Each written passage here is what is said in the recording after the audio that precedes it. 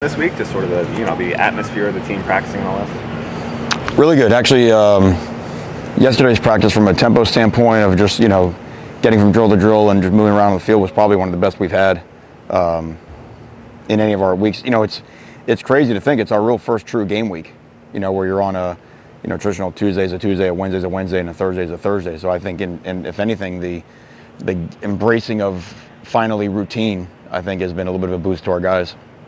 Can you clarify, just Nkosi, you kind of heard he was there, not there? Yeah, Nkosi had a personal issue that he attended to. He was out there by period 9.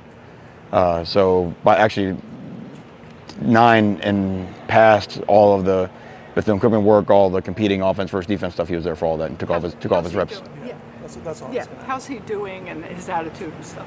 It's been very good. He's been very supportive of Jaren. If you watch the two of them on the sideline during games, you watch Nkosi's demeanor during games, he's been very professional. What have you seen in that same respect out of Bubba Baxa? Is his confidence still up after the beginning part of the question? Oh, with Bubba Baxa? Right. Yeah, is his confidence still up after last game? What have you seen? Well, that's the hardest part, right? Because it's not a thing you get to do it, 20 times in the game and, it's like, shooting free throws. It's kind of a one-shot deal. So the only thing he can do, like anybody can do, is just continue to work, to continue to trust himself and just fully commit to every kick, because, again, as a weapon, you saw what he did on kickoffs. The guy can kick the ball as far as he wants to. So I think just the more he feels us around him and the more he feels us support him, and I said this the other day, he's going to miss a kick again at some point. That's going to happen.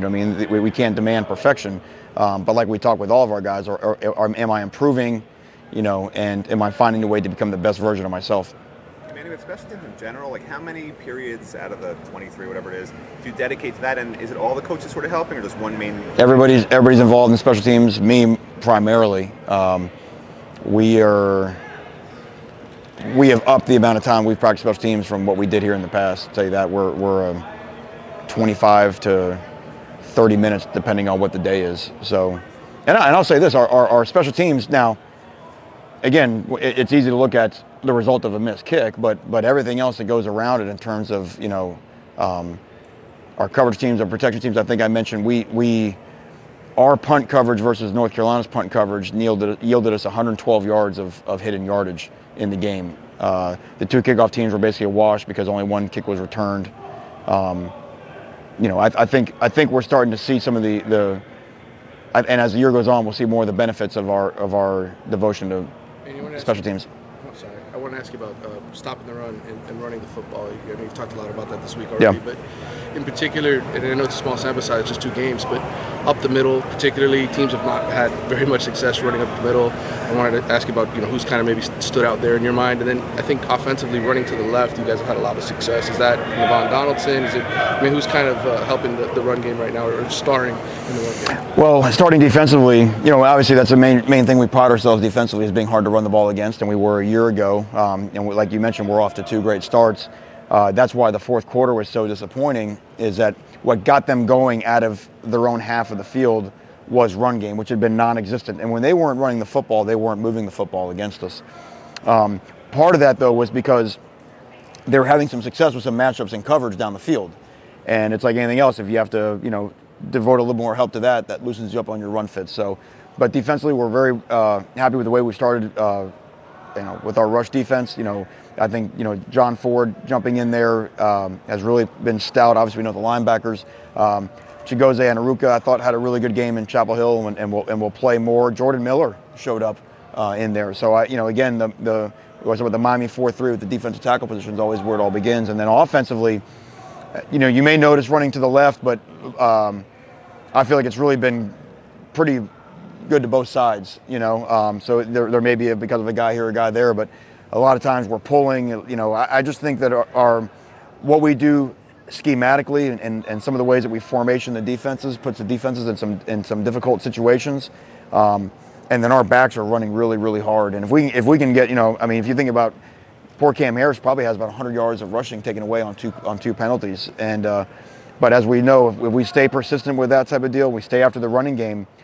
If you can run the football, everything is available. And again, when we talk about the identity of this program that's set by the Hurricane teams in the past, you think of physical, downhill rushing attacks with running backs that are a load to tackle when they get in the open field. And that's some of the encouraging things that I think we saw on Saturday and want to continue to brand as this is what Miami football is all about. Manny, Rob Knowles, we're talking to him Yeah. today. He said a long haul. Sometimes people are unfair to him on social media, but how has he been doing? And then, as another unrelated question, Dan Eno said something about he'd like to get a lot of, more players in. Also, this game, also that question. Well, we'll start with that one first. Yeah, we played more people against UNC than we did against Florida. We expect to play more people this game as our roster is just developing and guys are getting closer to being dependable to be able to get into the game, But obviously, you go into a game still managing whatever it takes to win the football game. We don't say, well, if this happens, I mean, right now it's all attention on how to win the football game.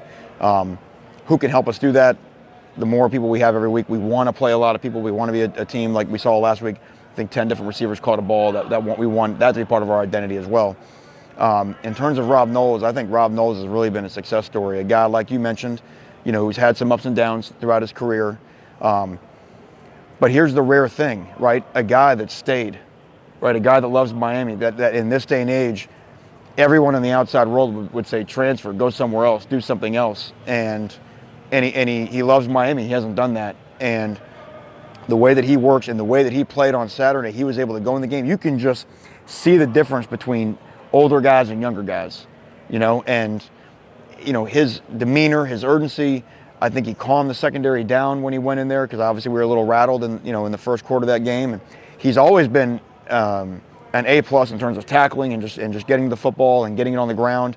Because those safety tackles, you take it for granted, but if he misses, it's going to be a problem. So I'm very happy to see Rob getting more of a role and having more success. Man, I just Jaron posted something. He received a team award for his performance against UNC. Just if you could break down what your system is for rewarding players. I don't know where that came from. I don't know where that. Story, yeah. No, I know I saw the story, but I don't know whose award that is. Okay. That might be just from Maybe maybe Instagram Player of the Week. I really have no idea. Manny, go ahead.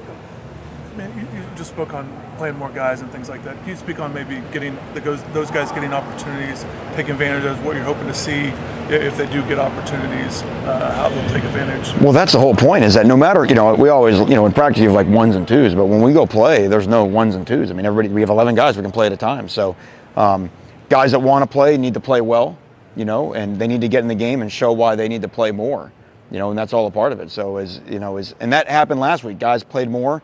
Show that they might warrant more playing time, and that's all part. That's all part of as we know there's a long year. We know we have a very young team, so we want to be a team that individually a lot of guys improve as the year goes on, and that improves us as a team as the year goes on. Does that include quarterbacks? That would include every position would be involved in that. Yeah. Can I ask about the improvement you've seen from Lewis Headley? Yeah, I think Lewis is getting more comfortable with being in the game. It's again like anybody else walking into the Camping World Stadium and as your first ever experience of American football on that stage is quite a deal. And as I mentioned, 45-yard net punt average is something that we never had a year ago. So that's a big weapon for us. So thank you all, okay?